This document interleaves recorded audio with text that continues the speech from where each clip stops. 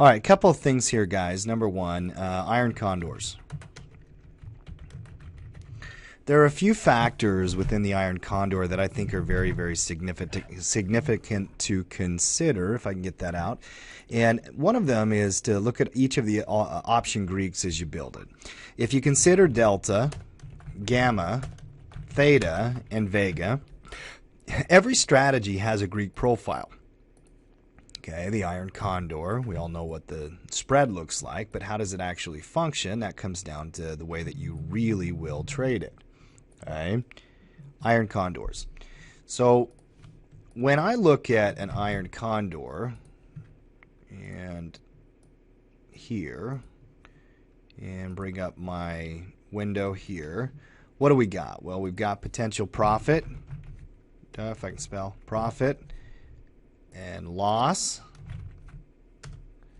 and loss. Okay, so when we're looking at a condor, we have to measure the potential profit relative to loss. In general, profit is going to be small, somewhere between 5 to 30%, even at the extreme, right? Where loss can be anywhere between 70 to 95%. So why is it traders are willing to accept realities where even in the best case scenario, maybe they make a little bit, but they're willing to risk a lot? Why? Well, it all comes down to probability, okay? Probability. You need to have high probability to consider those spreads as good spreads and ones that you'd be willing to work with.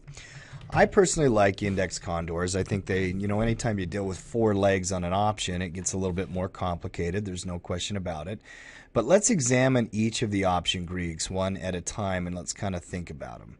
Okay, delta. Let's start with delta. Delta should be balanced. No question about it. The idea is we don't want the delta to go too far one way or the other. Well, how does delta balance? Let's kind of examine these concepts one at a time. If you start a trade out and say you've got any old pattern, doesn't really matter what it looks like, could be wild, could be crazy, could be all over the place, but you decide to put a condor on. Well, the nature of that condor, if we flipped a risk graph, the risk graph, it looks kind of like this when you have it in the risk profile, right? But when you put it on the actual chart, the risk graph looks like this.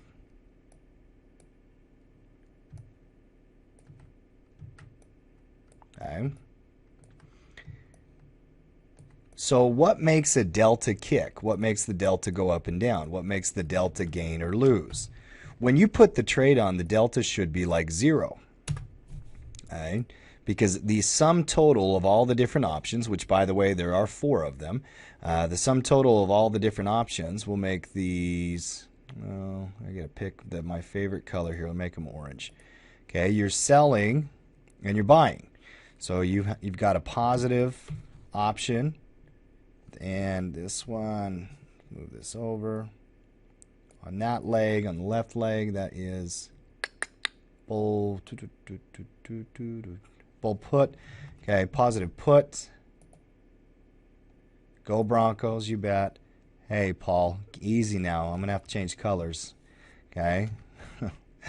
And a short put. Okay. Short call. And a positive call. Now, if we do that, if we consider that to be the way that we're building the spread, that is an iron condor. By definition, that is an iron condor. Okay, iron condor. Now, the Greek delta, if you think about it, as the stock goes up, and now we got to pick a different color here. Why don't we get this maroon? You bet. So if the stock goes up, what will the delta be? Okay. What will the corresponding delta be if the stock rises? Will it be positive or negative? Well, if you think about it, if the stock goes up, that means that the call deltas will increase in delta, and those are negative delta. Okay? The put deltas will decrease in delta, and those are positive delta. So the net effect will be negative delta. What does delta actually represent? It represents that you want it to drop back down in price, you know, for it to get back to zero. A condor's happy place, you know, we say find your happy place. Happy place for an iron condor is 0 delta. This is the happy place, you know, where good things happen for your iron condor and they're easy to manage. You want it at 0 delta. If the stock goes up, it becomes negative delta, which is a reflection of you wanting it to drop back down. Okay, makes sense. Now, if the stock goes down, then conversely, the delta will become positive delta, which means you want it personally to go back up in price so that you can get it back to 0 delta. We are always wanting the delta to go back to the happy place, right? Back to that happy place. So that is how delta kind of works. Let's go get an example of how it works here for just a minute.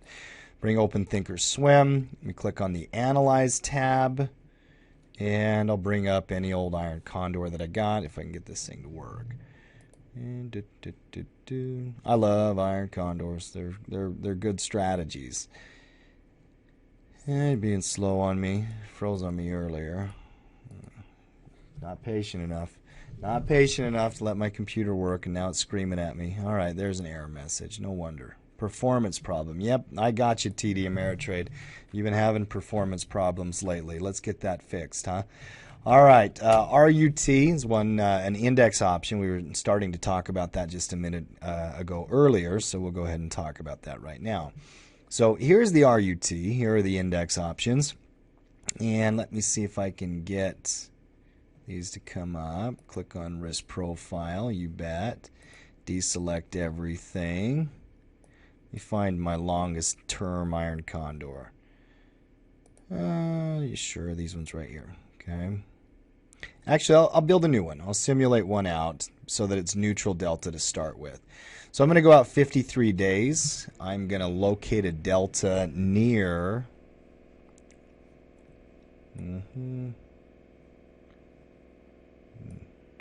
let's say 0.05 right here.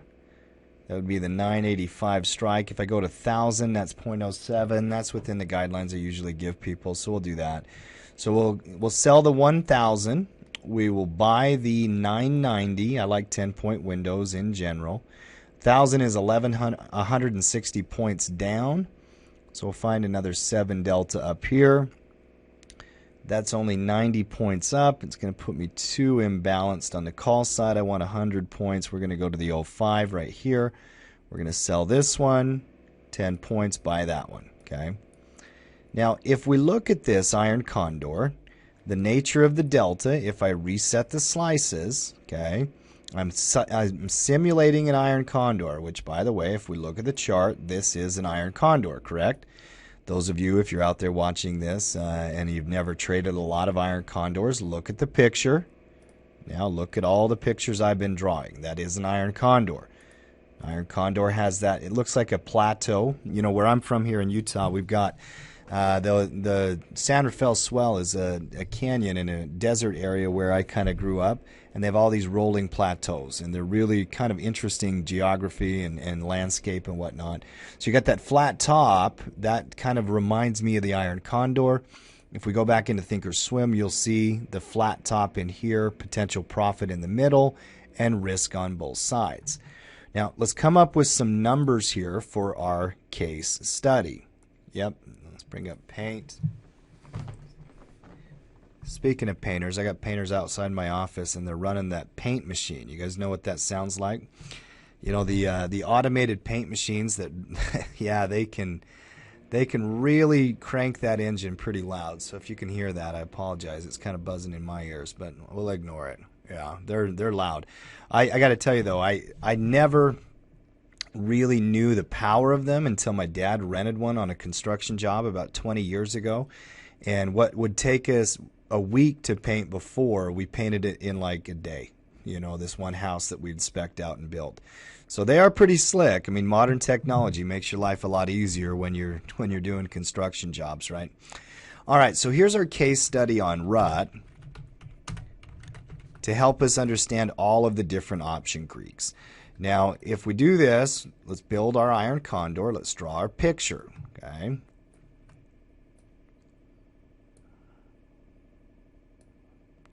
Let's draw our picture. And here's our profit potential. Now, based on the risk graph, this is the 1260, 1270 call. Let's get those numbers. Okay.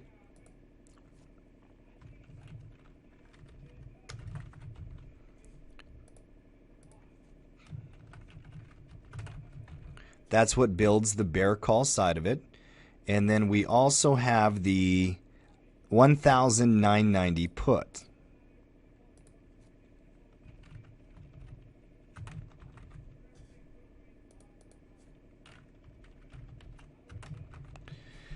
Actually, not minus on that side, plus on it. Now, if you're out there wondering, well, why are there 4 legs? Well, because it's an iron condor, and that's what an iron condor is. If you don't know what an iron condor is, you may need to hit the books just on the definitions of it. You have to do a bull put and a bear call to develop an iron condor. So our potential profit here, and we're just simulating one contract just to kind of build it. The stock itself is at 11.59, which is slightly askew here. I'm going to say, about 40%, 60%. I'm not great with eyeballing that, so I'm going to say the actual, from the midpoint to where the stock actually is, I'm going to draw a little red dash. So the index price is 1160, which, by the way, is giving us about 100 points cushion to the call side and more cushion, about 160 points cushion to the put side. Okay, so it's a little bit off balance. We would have preferred to have perfect balance, but quite frankly, the market is not allowing that. Now, the put delta, the 1,000 put is negative 0.07. Okay, but we sold it, so it ends up becoming positive. The 1260 call is negative 0.05. We'd even go lower. Delta's balanced in general. It's low delta. That should give us a probability of, on average, let's say we take the 6 as an average, 94%. Okay. Now let's examine our reward to risk. Potential reward on the trade. Let's go ahead and dump these down. Let's take a look here. Potential reward is $90. So if we build this spread out, the most we can make is $90. Okay, that's this profit right here. You have to consider your commissions as well. The reward, the profit potential. Why don't we get a different color? I like lots of different colors. We'll make this one green because it's profit, right? Profit potential is plus $90. Okay. And we'll make this one maroon. Risk is equal to negative 910. Okay, so reward to risk is 90 by 910. So if we do that calculation, let's do it. Grab a quick calculator. I like having calculator right here. 90 divided by 910, 9.8%. 9.8%. Okay, so reward to risk is 9.8%. Right, that's ROI. Right, 90 by 910. We divide that by our delta, and when you're doing the delta, by the way, based on the calculations that we use, we tend to look at just the short delta. So the average of 0.06 delta would be the way we would divide that. 0.06 delta. That's how you get your ROID. Now, if I had my spreadsheet open, I might go ahead and see if I can get that up, but I don't, so I'm not going to worry about it too much. Actually, let me see if I can find out. Open Office, Microsoft Office. Tells you the history of this computer right here. I first installed OpenOffice, and then I realized it was garbage, so I got Microsoft Office and paid for it. That is what happened. I know some people love the OpenOffice. I know. Yeah. Hey, I'm all for open source, crowdsourcing, whatever you want to call it. You know, where I came from, that just is called a bucket of beer. You know, everybody grab one. I like it. Okay, let's see here. All right, where is my recent one? I got trade journals. Let's see if I can find it. Oh, I had TTOS V4 right there. This is what I want. Okay, so now let's think about the spreadsheet. Many of you have used this. You know, there's a journal thing on tackle trading called TT Journals. If you haven't seen that video, please go watch it.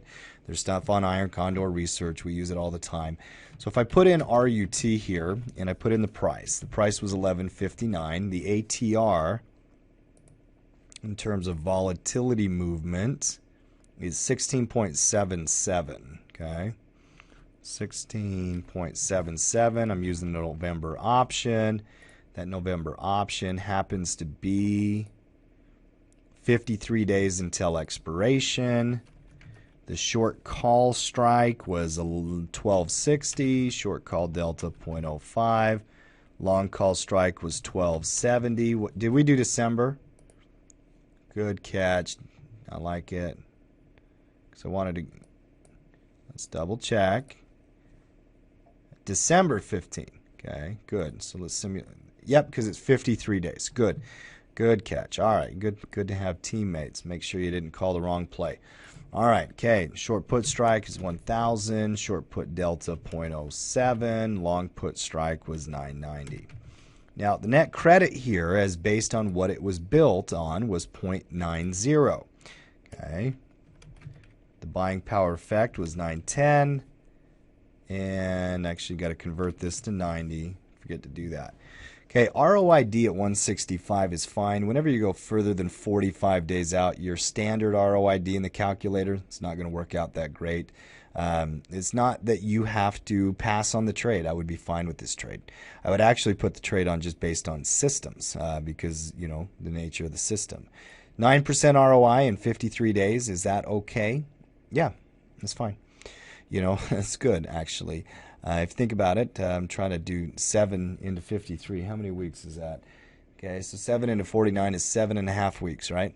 So if I make a little bit more than 1% on average over the next 7.5 weeks, I think that's a pretty good spread. Now, it doesn't mean it's going to come in. We have to still manage it and deal with it. This calculator shows that my ATR buffer to my call side is not nearly as much as my put side, though. Why? Well, there's a volatility skew in the current marketplace that we're analyzing and conducting this video analysis in, which means that the $1,000 strike is more likely to be reached because the market is pricing the risk downward. Whereas on the 1260 strike, they just don't think it's going to break out and run all the way to 1260. Now, tell that to traders at 1178 that we're doing it here. I mean, it can run 100. It could run on either side, but this is the nature of the spread. So we've got the bear call up here and the bull put down here. Okay? Let's go back to our discussion. So every now and then when I'm teaching a concept, sometimes I'll go back and start at the very beginning to make sure we're all on the same page. An iron condor.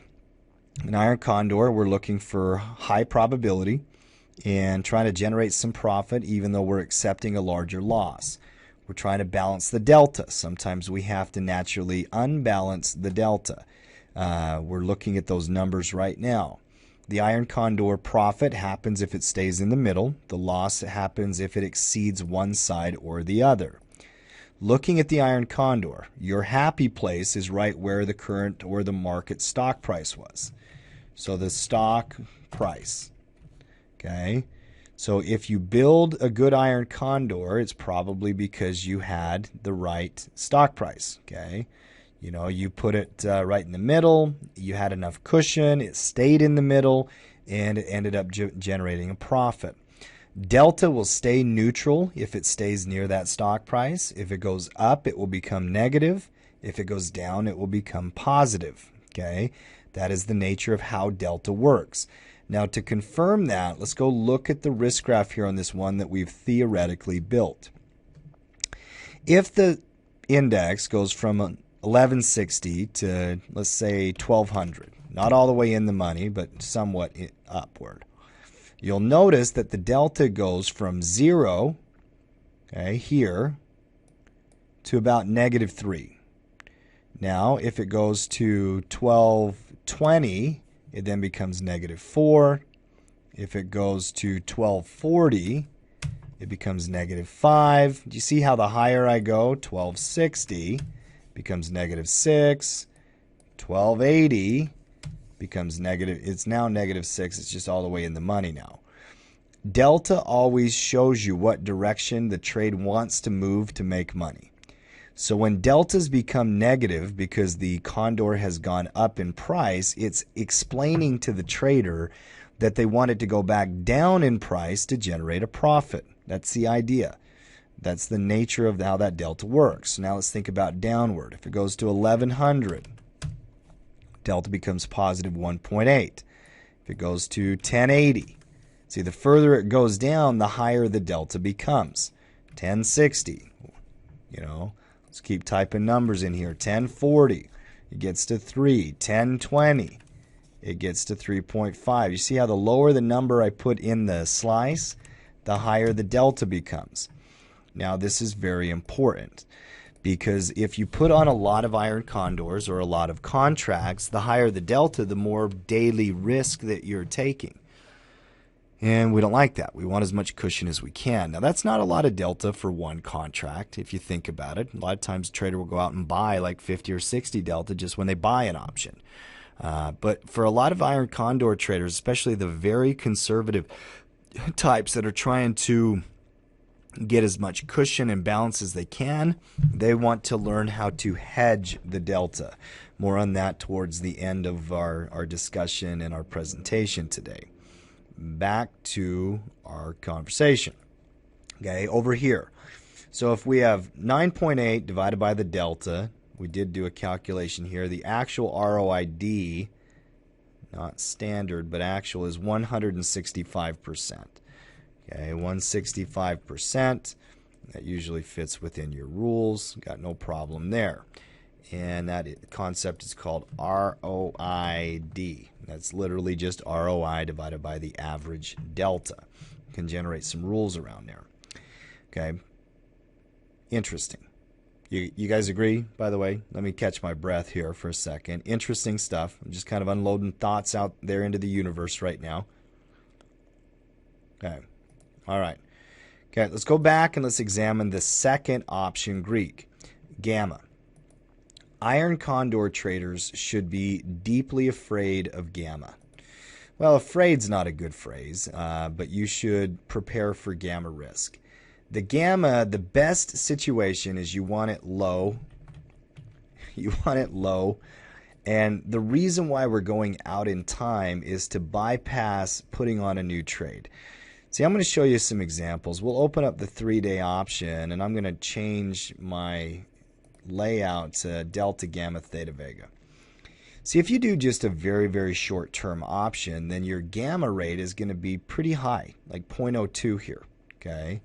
If you do like a 24-day option, well, the gamma already started to right here. Now it's not even being measured, 0.01, okay? As we go all the way out to the November or December 53-day option, now these are indexes, so the gamma is going to be low by nature. It might only show you something like 0. There's literally zeros. We would need to measure a third, fourth, fifth, and sixth decimal point to really understand the gamma risk per contract. It's a simple idea. The further you go out in time, the lower the gamma risk. So to design low gamma risk, the idea is I want to say 45 days plus. 45 days plus, you can go up to 75 days. The weeklies usually only come in at 45 days. So you can build the 45-day option if you're trading the weeklies on the indexes. Just something to think about.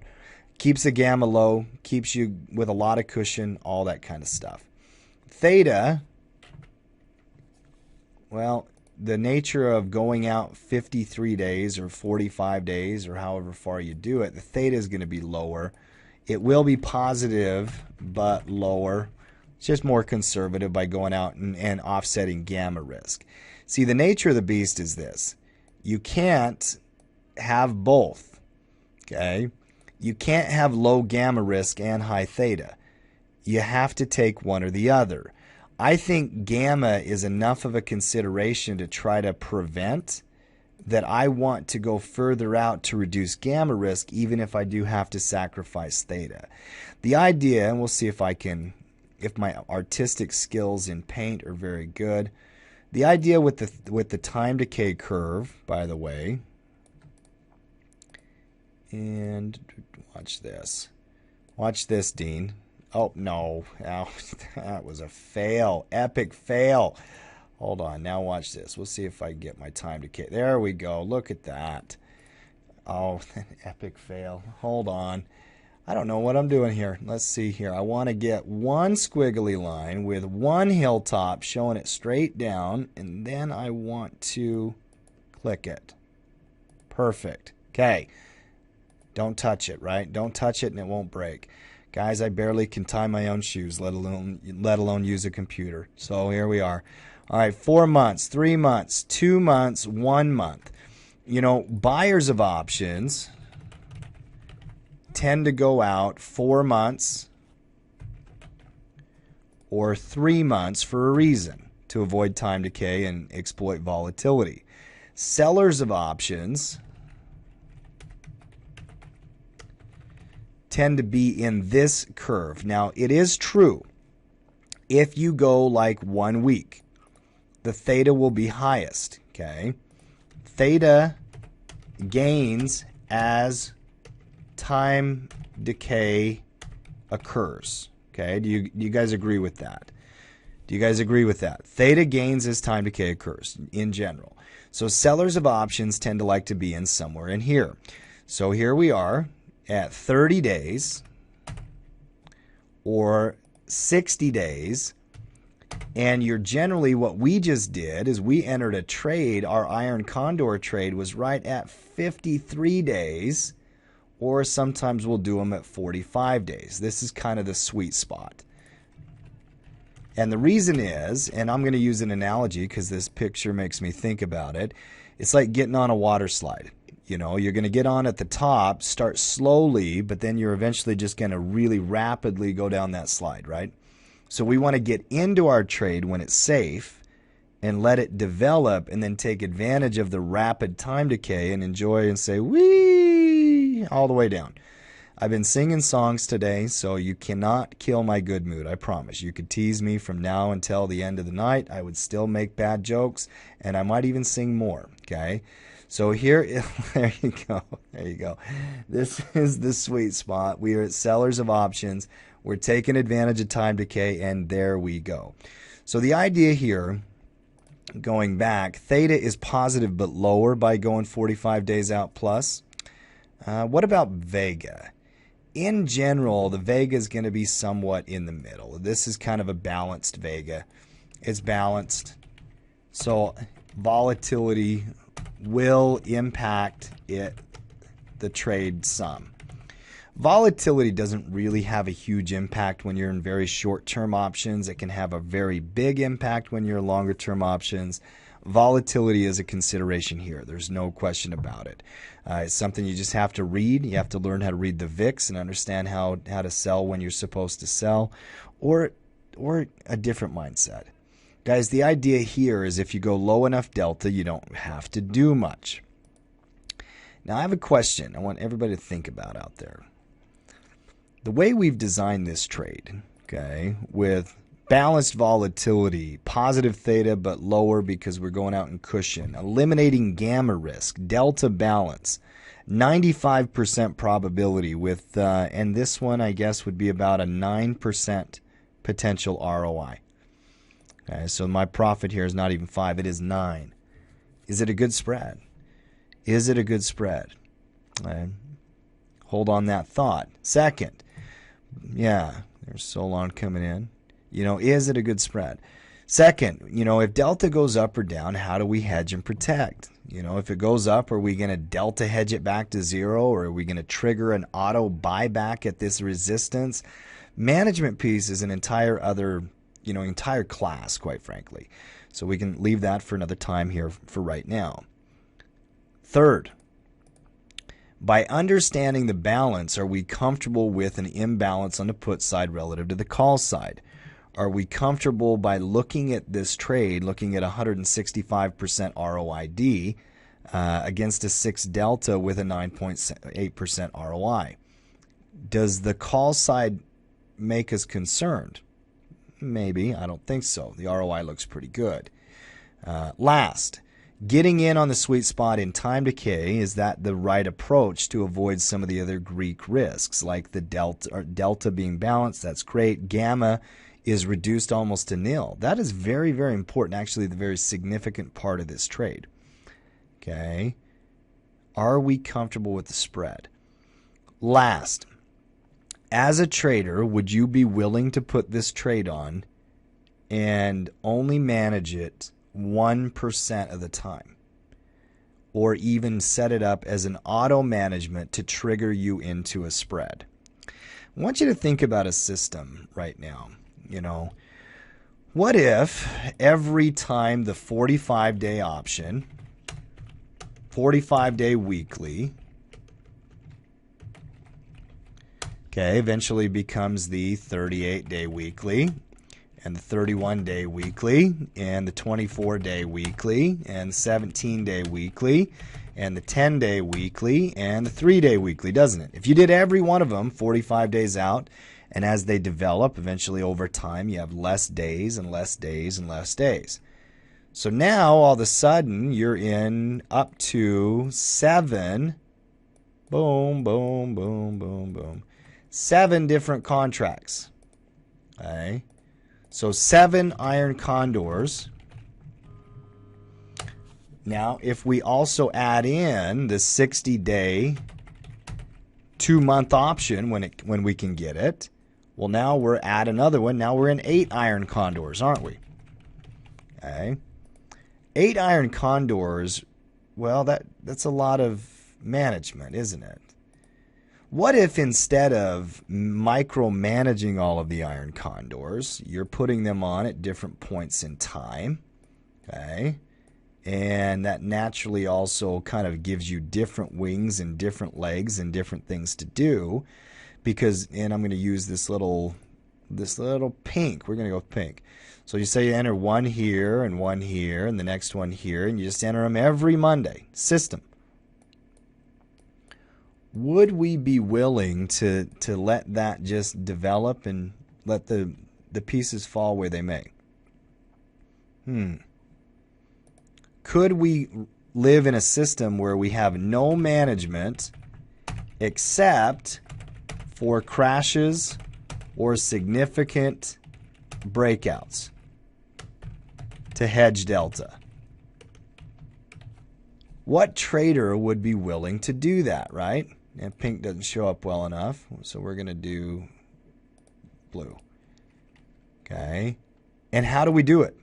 See, one of the things about looking, and let's go back here to these index options, and I've known a lot of traders who've used them over the years. I want to kind of explain a couple of things.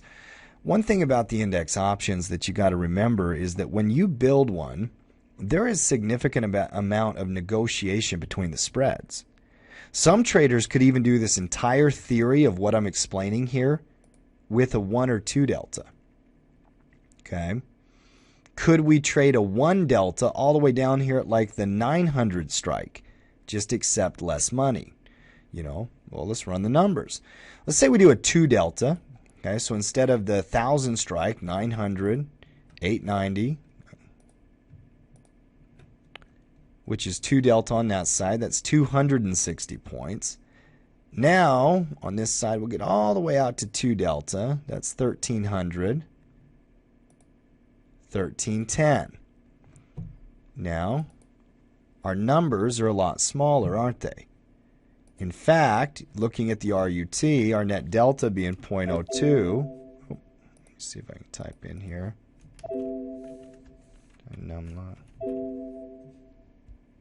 Oh, I see. Hold on one second. That cell's locked. So now if we compare and contrast RUT, same price. And this time we're doing the same December 53-day option. But now we get 1300, 900, 1300.02, 1310, 900.02, 890. Net credit is 25. BPE would be 975. And nope, net delta is wrong. Hold on one second. 0.02, not 0.12. Is that still a trade that some traders would be willing to consider? 2 or 3%? Maybe. The idea, and I guess the question I'm really asking out there, is if you could design a system where you had enough reward, you'd be willing to take a high risk as long as you had an assumed probability. Okay? And what do those numbers really need to look like? Because these relationships really drive every single option spread. Okay? Does your reward have to be a certain percentage? Does it have to be a certain amount of dollars? To get that, what risk are you willing to take? To assume any of these trades, what probabilities are you looking for? When you think about trading and when you think about investing, a lot of it just does boil down to numbers, down to execution. But I think it also should always boil down to something else, and that is, how does it you want your trade to be built? What is your goal?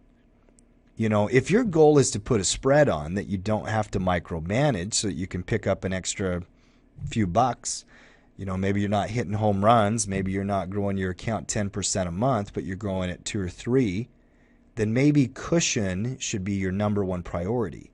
Maybe safety should be your number one priority. This goes back to a conversation we were starting with, which is the difference between index options and stock options. Index options are what we call European options. Okay, they're cash settled, expire Thursday, settle Fridays. Okay. Stock options, or ETF options, here in America are what we call American style options, which have essentially assignment risk, and expire Friday, settle on Saturdays. So the decision to go to RUT over IWM or SPX over SPY, depending on the system, could be a very significant one in the way that the mechanics of how your trade actually works on those days of expiration. Now, I'm not a believer that anybody should just put their head in the sand and not do anything. I think that you should always be able to hedge. But if you can learn how to calculate that hedge based on necessary delta, if you're doing it with an index, you can then hedge with a futures contract. Okay? I want you to think about that. The TF contract is the Russell 2000 futures. Buying and selling one of them represents a significant delta position. The ES contract is the S&P 500 E-mini futures. Buying or selling one of them represents a significant delta position. If the delta position on the futures contract is too extreme, you can also just consider trading SPY puts or calls. I like index options, and I like the idea of, all of these things. I mean, hopefully you guys have enjoyed the conversation. I'm introducing the idea of a low delta iron condor. And the one thing you always got to remember is when you take high loss potentials, those could theoretically happen.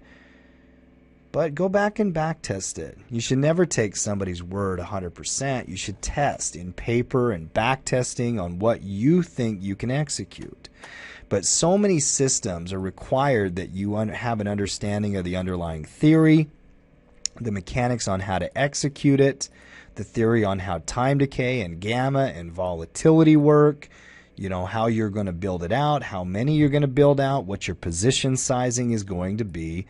But many of it comes back to reward, risk, and probability. That's outside of options. I mean, that's in any type of spread you can imagine, any type of trading scenario, even a directional one. What is my potential? What risk am I taking? And what probability am I getting? You have to have some assumed answer to these questions. Okay? All right. Let's bring this back here. Yeah, very good, very good. Iron condors, just from a theory standpoint, kind of a cool strategy. Kind of a cool strategy. Do that.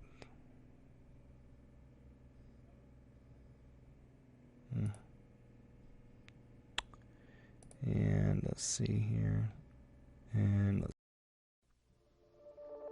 Get off the sidelines and take control of your financial future at www.tackletrading.com. Get in the game.